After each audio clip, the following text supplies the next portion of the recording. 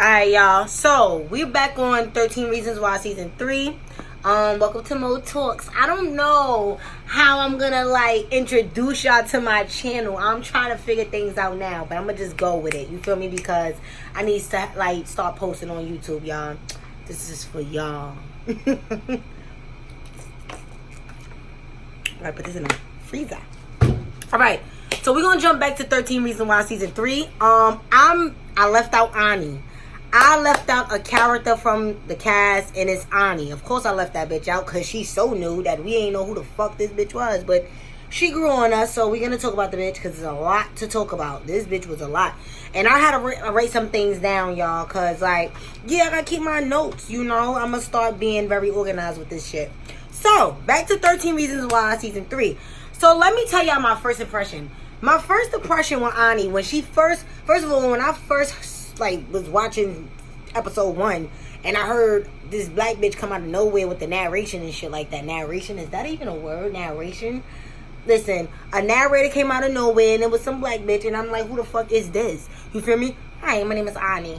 And I go to, I'm like, who the excuse me? Like, who is this? So I was really disappointed. I was 20 minutes in and I was like, yo, I'm not really feeling this black bitch, B. I'm a type of person that when a new person come in a crew, she gotta come correct. She gotta drown the fish. She gotta impress me. I'm not just gonna accept you. You know how we all give it up. We just don't set new friends. No new friends. No new friends. No.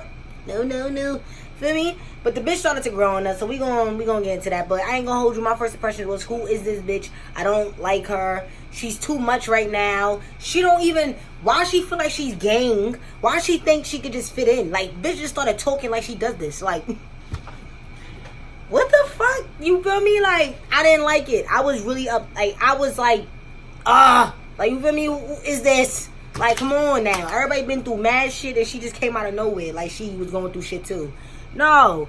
But I do see how the writers tried to be very fair with the storyline. That being said, they fit her in the best way they could. The way how they made her as a narrator, and the narration was reflecting on her giving a police report for the whole entire show. So I like how the way they did that. I like how the way when she was introducing herself, she literally explained that she is a newbie, but she been here for some time before the shooting. Well, not the shooting. Before the attempt to school shoot.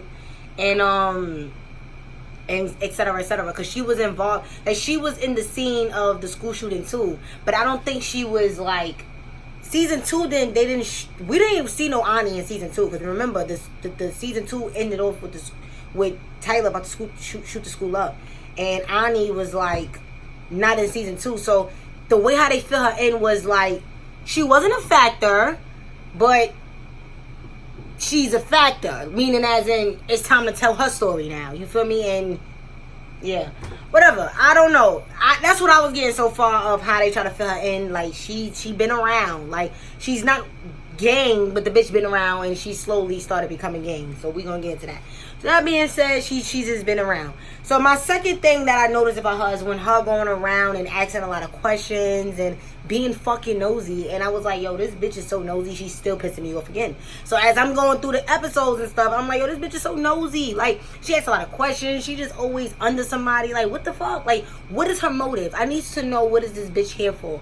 I was just really all over the place with this bitch. I was trying to figure her out. You get what I'm saying? I'm trying to figure this bitch out. We already dealing with Clay's psychopath ass nice fuck nigga, and then Tyler crazy sick sociopath ass, and Justin whiny fucking sexy got issues, coulda did better but he's trying to do better ass crackhead, and just standing up for herself now. We dealing with a lot.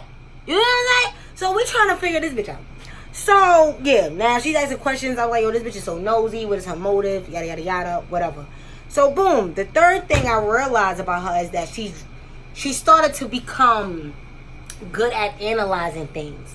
That's when I started getting a little intrigued with her. Because, bitch, hello, I like reading people, too. She started to read people. She started to tap into their behavior and how they move and You know, like, and this is the thing too, what made it fair too was the simple fact that when she was giving the police report as she's narrating the story, it kind of like, it kind of made me feel like the police being outside in slash an audience being outside in, but slash the audience who's actually involved but not really being outside in, because we're inside all the drama, if that makes sense. Like, everything started to connect, the way how the writers try to build it, and the way how she is as a character was going along with everything, if that makes sense. Like, the way how she explained the character's behavior created her character so perfectly. Like, ooh, okay, this bitch is interesting. You feel me? Like, she good. She's like the secret detective, but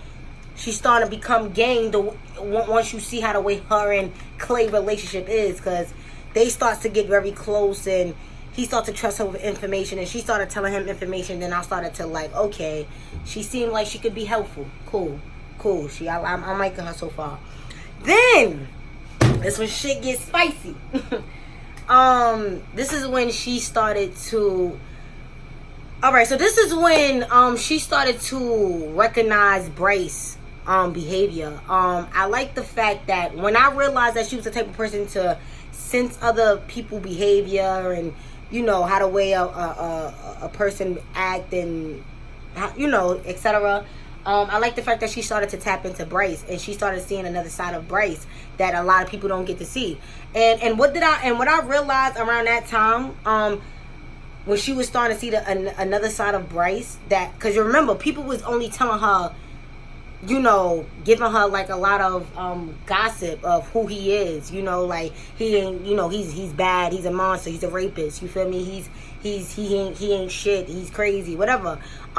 She started to see another side of him that was different from what she was hearing, and that side that I realized she started to see was him being at his lowest point, him being in his vulnerable state, him actually like withdrawing of what he'd been through as a child and growing up, and what he always held in as a teenager, and being in high school and acting that shit out as being the cocky rich kid who got a fucked up life, you know, who's isolated, feel neglect and abandoned by his own father. His father is paying that young man to stay away from him. Like, shit like that is like white sick privilege. I don't know, I can't relate, but that's what he was going through, and that's his issues. So she caught him at a point where he felt like the world was against him, and she got him where a lot of people never saw that side, and it's too late for that side, you know, like, and that's why a lot of certain viewers was looking at it like, fuck Bryce, I don't care. But you know, but me being an understanding person who appreciate, I don't know, I appreciate all people, animals, humans, and things and stuff. I appreciate things. I like to comprehend and understand things. So, you know, that's why I can get all this. Like, I understand all of this, but so a lot of people didn't give a fuck. Like, okay, his little fucked up life. Okay, little rich kid fucked up life. Wow. Ooh. That shit don't make up all the shit that he done did. You feel me? But she started to see that side, and I kind of cherish and admire the fact that she can see that side of him, and he allowed her. Next, when the bitch fuck him. Okay, now I know a lot of people was on some shit like, whoa, like, this bitch fucked Bryce? Like, did she just fuck Bryce? So remember, Ani and Jess started to form a friendship as well. Mind you, Ani's starting to be a part of the gang and chill with gang now, and her and Clay formed a very, very close bond, and she started to chill with other people in their own, you know, and at her own pace. She started to build a connection with Jess. She was inspiring to Jess in a way, because she inspired Jess when she caught Jess at the fucking where that shit that it was at, the fucking council meeting to who was gonna become president for whatever, the school or whatever, I don't know, I forgot, you know, I smoked mad weed. And yeah, and I like the way how they met and everything, and she knew what Jess been through with Bryce. Jess got raped by Bryce, and the fact that when we saw that she started to fuck Bryce was kind of astonishing. Like, whoa, you feel me? Like, did we see that coming? And I wasn't expecting. Well, when I watch things, I expect for whatever. You get what I'm saying? And sometimes I build certain things up in my head, but I wasn't expecting for whatever. You get what I'm saying? And sometimes I build certain things up in my head, but I wasn't expecting for whatever. You get what I'm saying? And sometimes I build certain things up in my head, but I wasn't expecting for whatever. You get what I'm saying? And sometimes I build certain things up in my head, but this was something that I literally needed to tap into and really try to get a eye candy of what the fuck was the motive of that. And my understanding to that was, let me tell you something, and that's why this is going to be a long video in a way. I'm going to break down to my personal opinion of what I understood. One thing I do realize about us as being human, we all, and some can agree, if you can agree with me if you can, we all have hidden thrills and hidden demons that we don't express on a daily basis. You got people in this world that I can't speak of that actually do. Some are psychopaths, some are sociopaths, and some are human. Some don't mind being free-spirited. And you got people like me who are very understanding, and I go about my life however I go about my life. And you got people who, whatever, it don't matter. At the end of the day, we are all human, and we all have certain thrills that will only spark if we if we in a right moment, right environment, right person, right scenery. I'm telling you, you can never say never.